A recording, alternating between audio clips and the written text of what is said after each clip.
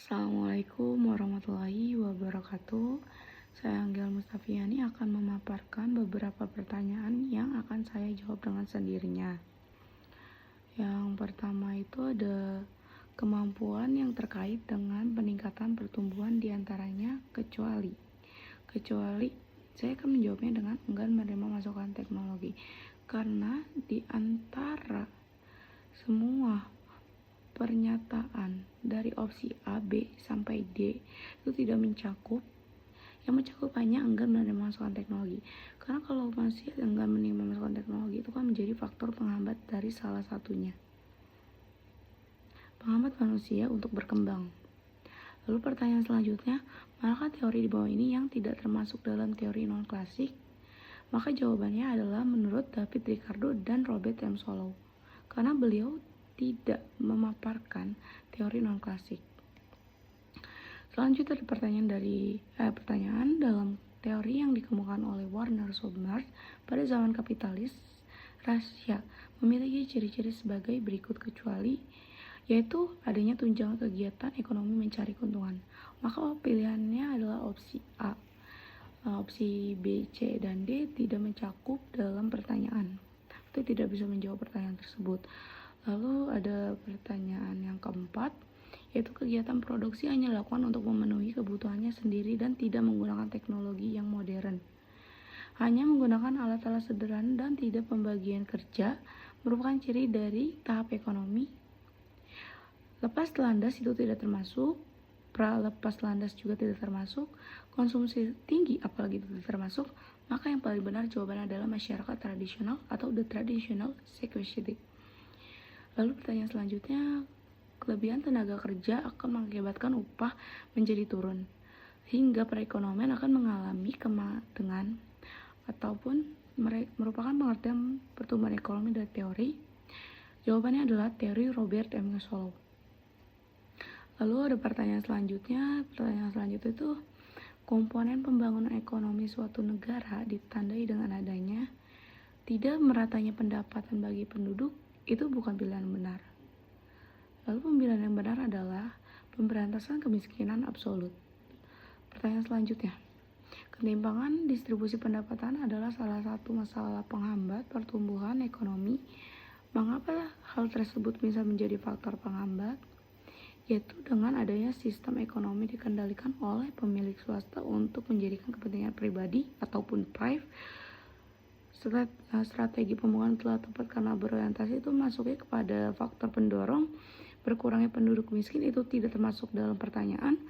Adanya kesetaraan SDA dan keahlian bakat seperti di bidang ekonomi itu masuk ke dalam pendorong. Lalu selanjutnya, manakah yang tidak termasuk dalam rencana pembangunan jangka menengah nasional atau RPJM nasional? Maka jawabannya adalah RPJM Nasional 1 tahun 2005 sampai 2010. Lalu ada pertanyaan selanjutnya, strategi pembangunan dengan pemerataan melalui teknik social engineering adalah opsi yang meningkatnya tabungan dan investasi itu tidak termasuk ke dalam pertanyaan. Lalu menciptakan lapangan pekerjaan hanya untuk pihak yang memiliki kuasa saja, itu juga tidak termasuk dalam pertanyaan ataupun pernyataan itu melenceng. Memberi modal terbatas untuk mendorong produktivitas itu merupakan salah satu penghambat dari terus yang opsi paling benar adalah penyediaan fasilitas pendidikan, kesehatan, dan jalan raya. Ini termasuk ke dalam kategori pendorong untuk bisa menjadikan strategi pembangunan itu secara rata. Lalu ada pertanyaan selanjutnya, perhatikan indikator di bawah ini. Yang pertama terjadi yang peningkatan pendapatan nasional, kedua perekonomian stabil, yang ketiga ketimpangan distribusi pendapatan, yang keempat tingkat kemiskinan tinggi, yang kelima terjadi peningkatan produk nasional atau PNB. Manakah yang termasuk indikator terjadi pembangunan ekonomi? Maka jawabannya adalah yang kedua dan 5. Perekonomian yang stabil juga tingkat kemiskinan yang tinggi. Lalu di sini ada pertanyaan esai ataupun uraian. Jelaskan secara singkat maksud dari teori Warner Sommar pada komponen zaman kerajinan dan pertukangan. Yang menjadi jawabannya adalah teori yang membahas soal kebutuhan manusia yang semakin meningkat, namun kebutuhan tersebut tidak dipenuhi sendiri, sehingga memerlukan pembagian kerja dengan orang lain yang mempunyai keahlian masing-masing untuk menimbulkan pertukaran barang dan jasa demi memenuhi kebutuhan, bukan mencari keuntungan. Lalu pertanyaan selanjutnya, bagaimanakah kondisi suatu negara jika dikatakan telah mengalami perubahan ekonomi? Jawabannya, semakin tinggi tingkat pertumbuhan ekonomi, maka semakin cepat juga proses pertumbuhan output wilayah, sehingga prospek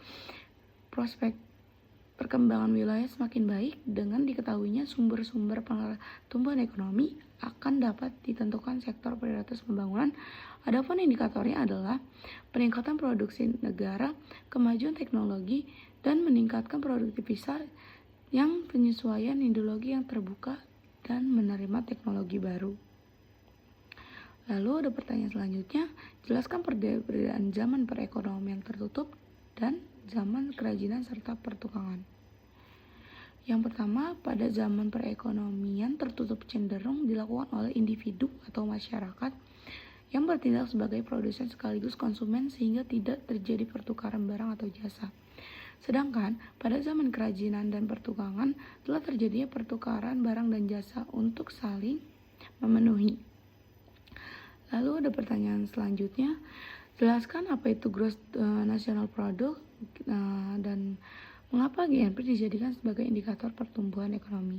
GNP adalah produk nasional bruto yang merupakan nilai pasar keseluruhannya berupa barang dan jasa yang dihasilkan oleh warga baik dari dalam negeri maupun di luar negeri dalam satu tahun. Alasan mengapa GNP dijadikan indikator adalah jika GNP lebih besar dari GDP, maka perekonomian negara tersebut tergolong maju karena negara tidak mampu menanamkan modalnya ke negara tetangga. Maka pertumbuhan ekonomi akan semakin terjamin dan pendapatan per kapita bisa meningkat dari tahun ke tahun. Lalu ada pertanyaan selanjutnya, jelaskan konsep perekonomian ekonomi berdasarkan teori Friedrich. Perekonomian menurut Friedrich yaitu pertumbuhan ekonomi suatu bangsa dilihat dari teknik produksi sebab sumber kehidupan. Teori ini membagi pertumbuhan ekonomi suatu negara berdasarkan tingkat produksi dan mata pencarian masyarakat.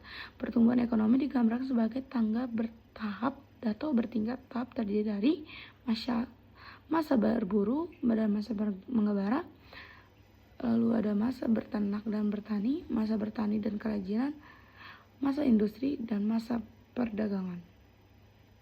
Lalu ada pertanyaan selanjutnya yaitu jelaskan dua masalah negara yang menjadi penghambat pembangunan ekonomi dan berikan strategi yang tepat untuk mengatasi masalah tersebut.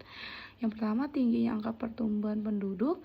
Hal ini karena tingginya angka kelahiran di suatu negara akan terjadi sebabkan karena pada saat ini banyaknya atau maraknya pernikahan dini yang mengakibatkan kehamilan dini pula, serta banyak yang pula orang yang beranggapan bahwa banyak anak pakai rezeki. Strategi merupakan program KB untuk membatasi kehamilan menghadap. Pertanyaan selanjutnya, jelaskan dua cara perencanaan ekonomi di negara berkembang yang memiliki lingkaran dan kemiskinan.